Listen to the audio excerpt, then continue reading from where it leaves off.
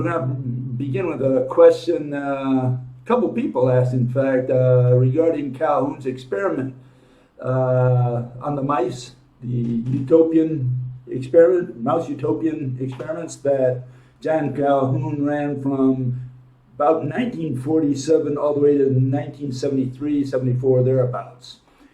Anyways, there was a fellow, his name is Dutton, the Jolly Heretic. And we had a talk some time back, about a year plus back, and he made a video on the mouse experiment.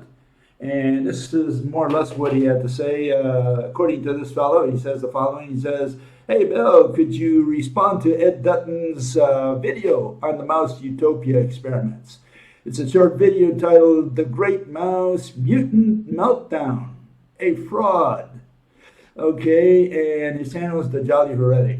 Anyways, the problem I have with what Dutton did here is that he did not he just criticized it, saying and it's a fraud, but he showed no evidence for what he was saying. In other words, he didn't point to any study that was done that contradicted John Calhoun's experiments. He just said there were other experiments out there that contradicted it.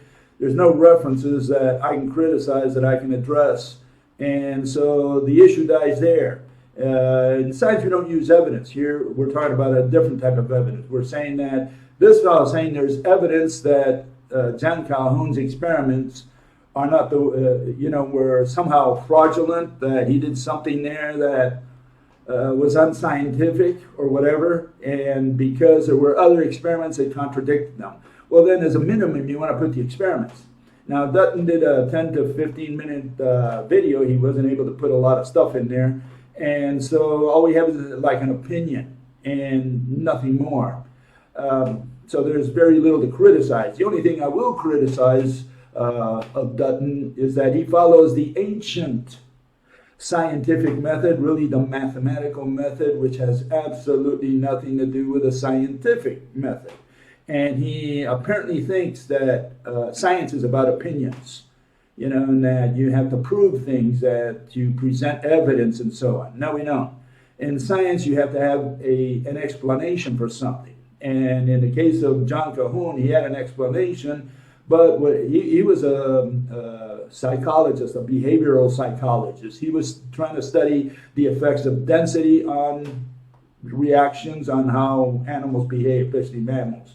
And then he extrapolated what he learned from what he concluded from the rat and mice experiments that he ran. He extrapolated to mankind and saying that Mother Nature, good old Mother Nature, is running the same experiment with us. We are the guinea pigs in that experiment, or the rats or the mice.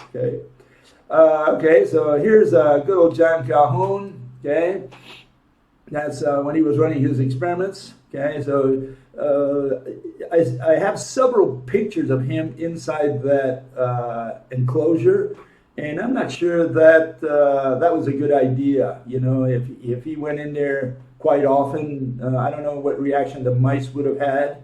Imagine this monster coming into your safe space, your personal space, to invade you. So I don't know if that was a good idea, or that if he did that often, or any of his helpers, if that would have affected his experiments in some way. If I would have run that experiment, I wouldn't have done that. I would have isolated myself from there completely. Now, I guess they had to pull out the dead animals, Okay, you got to get in there somehow, but then you got to prepare some kind of maybe door there that you can pull the mice out, maybe with, a little extension of some kind, then you would do something like that. But I don't know. Anyways, these are the conclusions that Calhoun had. Essentially, he's stating here what he observed, okay, just objectively. And what he's referring to here is first the rats, which he ran until 1962, and then the mice experiment, which the last one was, I think, 1968 to 73. and he wrote another paper on the mice in 73. So we have two papers, one in 62, one in 73. 62 is the rat one, 73 is the mouse one, okay, mice, okay. Okay, so this is his rat experiment concludes. It says, many female rats were unable to carry the pregnancy to full term or to survive delivery of their litters if they did. And even greater number, after successfully giving birth, fell short in their maternal functions. In other words, they were weaning their babies in advance, and they didn't really know how to take care of babies. Sounds like girls today, more or less. They have to have babysitters. Among the evils, the behavioral disturbances range from sexual deviation. I guess he's referring to homosexuality. You're talking about the 60s here, right? To cannibalism, and from frenetic overactivity to a pathological withdrawal from which individuals would emerge to eat, drink, and move about only when other members of the community were asleep. The social organization of the animals showed equal disruption. Okay, that's with the rats, and he had more or less the same results with the mice. Okay, so here's the mice. This is from his 1973 report. Okay, and so he says the following. He says, after day 600, the social breakdown continued and the population declined towards extinction. During this period, females ceased to reproduce. Okay, so they stopped reproducing. Okay, their male counterparts withdrawn completely, never engaging in courtship or fighting, and only engaging in tasks that were essential to their health, primarily eating and grooming themselves, right?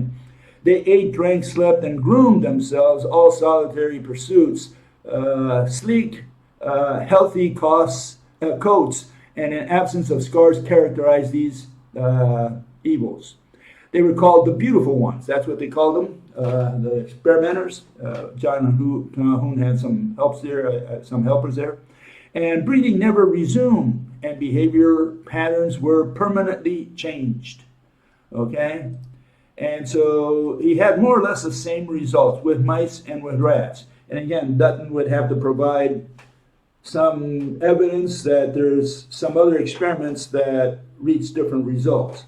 I haven't found any other experiments. I haven't found anyone who's imitated these experiments and tried to run them again. Maybe I'm wrong. I couldn't find them. If you know someone, send it over. Okay, I'd like to take a look at it.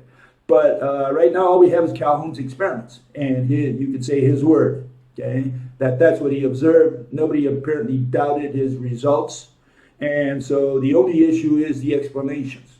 And since he was a psychologist, he talked about the effects of density on the minds of the mice. He said something happened to their behavior. Or as he put it, they were no longer mice. Okay? Meaning they're not the regular mice you would find out there in the field who's looking for mates, for making nests, who hunts. That's not how these mice behave towards the end of the process of the whole colony. So, I have no doubts that that's what would happen.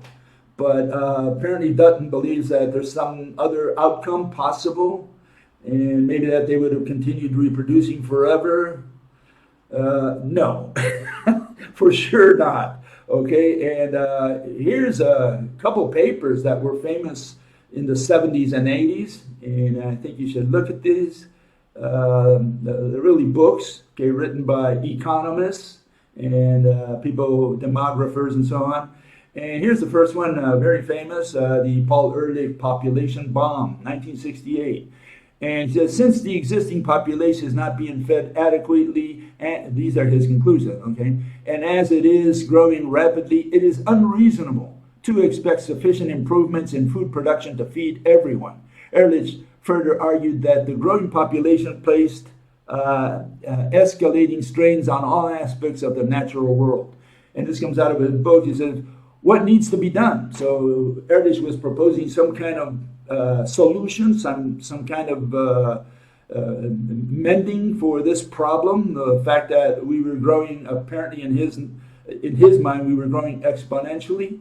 Okay, what needs to be done? We must rapidly bring the world population under control, reducing the growth rate to zero or making it negative. conscious regulation of human numbers must be achieved.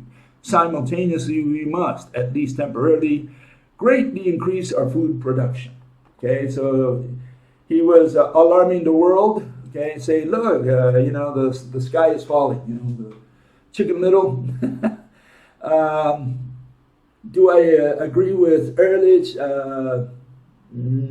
I can say not completely. And the only thing I'll agree with him is that population is expanding. But what Ehrlich did not realize is that population expanding at an ever slower rate. I don't know if that sunk in his head at all, okay? I haven't read his book. All I know is some of the summaries I found out there. Because I'm really not interested in his solutions. He was proposing these solutions, I guess, to the politicians, demographers, and there is no solution. There is no solution. There is no solution, okay? And this is what Ehrlich did not understand. We are the last humans on Earth, and that's not going to change. We're headed towards extinction. And he was trying to propose some kind of solution to what was coming. And I'm saying there is no solution. So that's where we disagree. We also disagree on the fact that, population is expanding, but at a slower rate. I don't know if he said that.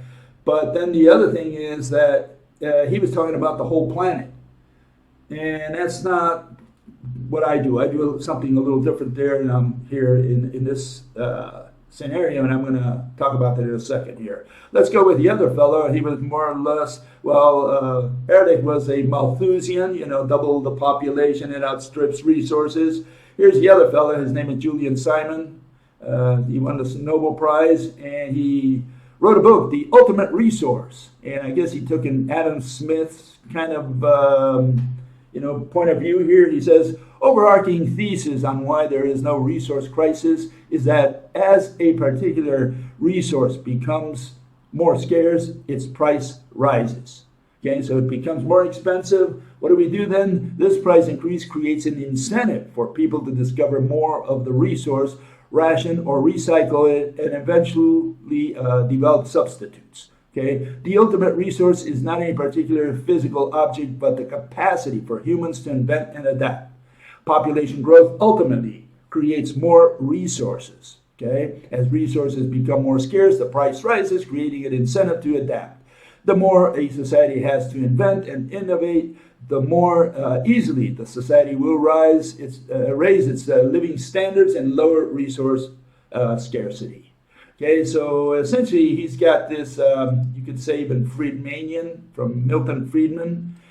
These people think in the same way. They say, look, whenever there's scarcity, the price goes up. It just becomes more dire. You need it, and so someone will come up there and say, oh, I'm going to try to enter the market and make a killing and invent something new or replace that or find more of whatever is missing, etc. The solution is economic. That's what Simon was saying. And here's a modern version of that, a more contemporary version. This paper came out relatively recently. Okay, the more people there are, the more brains there are. The more brains there are, the greater combinations of things we can create, and we can come up with solutions in our problems, says the Rogers, one of the people who wrote that book there, Population Bombed. The pessimists, pessimists. I'm not a pessimist, I'm a realist, but the pessimists, meanwhile, feel that people show up, use resources, and don't give anything back. Disregarding humanity's generative capability and the fact that population growth will bring a more diverse knowledge base. Okay, so that's more or less what these people have in mind. This is their argument, okay? Some people say, look, population is exploding on the planet, it's going up, and it's going to outstrip resources. The other people say, no, resources is a question of money. The more scarcity of some item that is necessary there is, someone will jump in, create it, sell it, maybe replace it with something else, and humanity continues growing and expanding and inventing technology for infinity till the end of time. Okay, we have a problem here. We have a problem, and it more or less mirrors, right? Parallels John Calhoun's experiment. Here you have this population of mice, rats as well, but I'll talk about the mice. Mice are expanding in this enclosure, right? It's a relatively small enclosure there. And at some point, they turn the corner and they stop reproducing, okay? They stop making nests. Their behaviors change, which is what Calhoun was addressing. But the bottom line is eventually the colony ends up in extinction, always ends up in extinction. And there's also the case of St. Matthew Island reindeer. You can look it up. They left some reindeer in the 50s, I think it was. By the time they came to the 60s, the population had gone up and then crashed. It's called the crash of the reindeer in St. Matthew Island. And again, the reindeer were in a limited space. Okay, that's important. It's the same experiment that Calhoun did, but it was done by Mother Nature relatively, because we threw the reindeer in there. They expanded in population. They grew, but then at some point the whole colony went into extinction, and they only saved one young male, and like 20 females. They pulled them out of the island because they were all dying.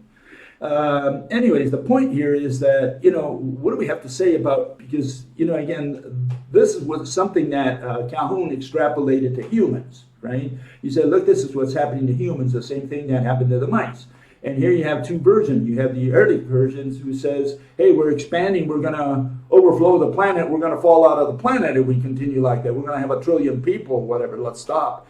And he was referring mainly not in space, that we were going to outstrip the space on Earth. He was saying, no, we're going to outstrip resources, of which space is probably the more generous one. The least generous one is probably food.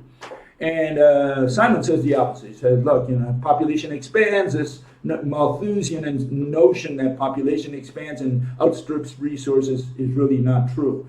Because, go in there and you make up for it by introducing new products or creating more of the stuff that's missing.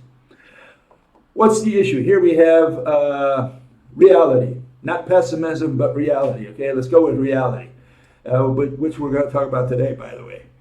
Here's the population growth rates from 50 to 2050. We haven't reached 2050, but we're already following that curve. And it's like, it's set in stone. There's nothing we can do about it. This trend is going down, down, down. The growth rate, population is going up, but the growth rate is going down. Okay, and so eventually we're going to reach this place that, or this time, this moment in time that Ehrlich was predicting, which is, or wanted, which is zero population growth. That's what ZPG means there at the bottom. And as you can see, the last time we had the highest point was 1963, and we had a 2.3 growth rate on the planet. This is for the whole planet. And since then, it's been dropping. Okay, and today we're at 1.0 approximately. Okay, so it said 2030 or 20. What is it? 2010? Yeah, we're there. we're around 1.0 today. Okay, so the population has dropped. And here's the combination of those two. You can see what's happening. The one coming down is the growth rate, and the one going up, the pink one, that's the growth. It's the total growth of humans. Okay, so population is increasing, but you can see that we're becoming asymptotic as far as our growth, total growth, our total population on the planet. Okay. So this is where we're at, okay? And the question is, so this seems to indicate that neither one of these guys are right, because Ehrlich was saying we got to do something about it. No, we don't. It's already happening. You can sleep tight. Population takes care of itself. You had the Chinese. They said, 1 child per family in the 80s and 90s. They didn't have to do that. We just need to understand why population stops growing. And you're saying, well, there's a lot of room on the planet. It's not like Calhoun's little enclosure. It's not like we're, elbow to elbow, And so we have to understand what the context is. What is compelling population to stop growing? That's what we need to understand. And the population stops growing. That's what we say on this channel. Okay, you can repeat it out there. We're moving to the cities. We're becoming urbanites. When you move to the cities, you stop having children, okay? Is there room on the planet? Yeah, all of Russia is empty, the biggest country on the planet in size, right, in extension, and it's an empty country, and it's going into negative growth. And you're saying, look, there's all this land out there. Why isn't anyone populating the Urals and back farther east? You know, there's all this land, nobody's going over there. And that's exactly the problem. If you want to increase population on the planet, very, very easy. You take all the young folk and you create new cities. You know, you colonize. You do what they did in the old Wild West. People just went west, you know, because of gold, the gold rush of 1848 and 49, right? They all went west. And as they did, they founded all these towns. They had children. The towns grew, became, you know, from villages to town to city. And a lot of these cities today are million, you know, they have more than 1 million people. And so you want to create people in Russia? No problem. You just create new cities. That's how easy it is. Is that easy? No, it ain't. And it's never going to happen. We are not creating new cities on the planet. Nowhere. Okay? Everybody's moving from the country to existing cities. Once you get into these antholes, you know, with millions of people, you stop having children. It's got nothing to do with ignorance. People say, oh, it's the ignorant people who have children. Absolutely not. In the 19th century, it was the rich people who had children. You know, I've showed pictures of that in the past. It was the rich people who had 12 kids, okay? Now, the rich people, neither the rich nor the poor have children. No one has children. Once you get to the city, no more children, okay? You can't have 10 children in an apartment. That's the issue. And you can be as ignorant as you want, but a woman who is in that situation will not have a kid or will not have more than one kid. That's it. She'll learn real quickly through her own experience that she cannot have 10 children. That was the culture of the country, not of the city. And we're all moving to the cities. And that's why we're not having any more children, okay? Okay, so here we have the population pyramid for the world, how it's overturning, means we're not having children, and because of that, whoever's alive is going to become old, and whoever's coming behind you, or behind us, you know, I'm going on 72 this year, so whoever's coming behind is not going to have children. We're going to have fewer and fewer children as time goes by. The population pyramid of the entire planet will overturn, okay? The good part is that, or the bright part of this is that we're never going to get that to that right one there, the population pyramid on the right. It's never going to happen, okay? We're not going to get that far, where, you know, you get very few. Now, fortunately, extinction is going to prevent that from happening. Okay, our population is not going to overturn completely and we die because we stopped having babies. No, that's not going to cause the extinction of man.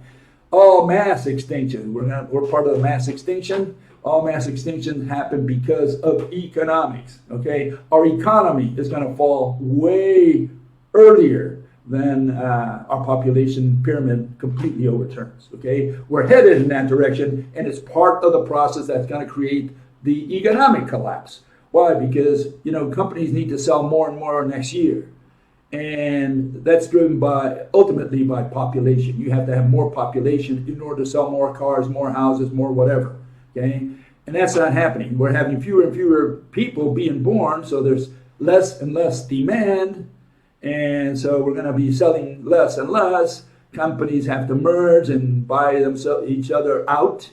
And what that's going to do is create more unemployment, meaning fewer people who can buy the stuff that needs to propel the companies forward, and so on and so forth. It's a circle. It's you know, one thing leads to the other, to another. Okay. Okay. So this is what Calhoun was suggesting, and that's probably why he had these results in his little lab. We'll call it a lab. Okay. And this is known as population density-dependent population growth. In other words, what you have is that once you reach a certain density, you no longer have kids. And it's happening to all these mammals. And these are just examples. It's happened to a lot more. But this is Fowler's paper, and I think it was in the 60s there, yeah. And so what is it? That all mammals are pesky, right? It happens to other species or it probably happens to birds and fish and so on, but primarily it happens to mammals. And what we have is that when you have too many of cows, too many sheep or whatever in a given region, they stop having children automatically. It's like they sense something is wrong. There's not enough resources to continue growing, okay? And so resources limit them. And so people like Simon said, but we're different because we don't rely on Mother Nature. We create our own resources. We can create more and more resources as much as we want. Yeah, but the only problem with that is is that food is a special resource. Without food, we die. You know, some people don't even believe that, but without food, we die. So the important resource is food, okay? And the issue with food is not so much space. Do we have space? Do we have enough fertilizer? Do we have enough technology to create as much food as we want? The answer is yes. The issue is money. You know, if someone can't pay for the food, he'll starve. And the problem we're getting now is that real wages on the planet have been dropping since the last 50 years, and it will continue dropping. At some point, the average worker, the proletariat, the person who depends on a salary, will not be able to reach the end of the month. And that's where we're going to have a lot of problems out there. You know, people breaking windows and burning tires, you know, a lot of police in the streets trying to fight them, you know, prevent them from destroying the city, etc. So we're going to have more and more of those problems coming up. But the issue is that a lot of people don't have jobs out there, and in many countries they've instituted what Otto von Bismarck put in the 1870s, I think it was, where he said, we're going to give you retirement money, and we're also going to give you welfare, and so on. And so we have all these plans out there that help people survive. So here are people who don't work, and they get paid by the people who do work. And we're having more on the no work side and fewer on the work side. That you cannot continue having that, you know, eternally. And so here's a density dependent, I guess, illustration. So here you see it. Okay, this is what happens when strawberries, you know, are left for too long. They just rot. Okay, and you can see the whatever's there, some fungus, I guess, is growing, but at some point, see, first they grow exponentially. They grow very fast, relatively fast. This is a time lapse, okay? So it grows very fast, but at some point they slow down, and eventually the whole colony dies because, you know, they've outlasted or they've went over their resources. They don't have enough resources to continue maintaining this growth. And that's more or less what happens with, I think, what happened to Calhoun's mice. They did have food, they had all the food they wanted, but we still have the issue of crowdedness, which is another resource, space, you know, that is a resource, right? So something like that also happened to Calhoun's mice and rats. And here's my view of this, why this whole thing was inevitable over the centuries. We spent maybe 200,000, certainly more than 100,000 years as hunter-gatherers, primarily as hunters, you know. We used those spears not to hunt wet tomatoes, we used them to hunt animals, right? We were carnivores. And then we started gathering, maybe became vegetarians to some degree, you know. Veggie became part of our diets. But what happened? We went into farming, and at that point we started getting into trouble. We went from first subsistence farming to what is called commercial farming. From there, we went to manufacturing about 300 years ago, maybe, thereabouts. And last 50 years, maybe a little more, we went into services.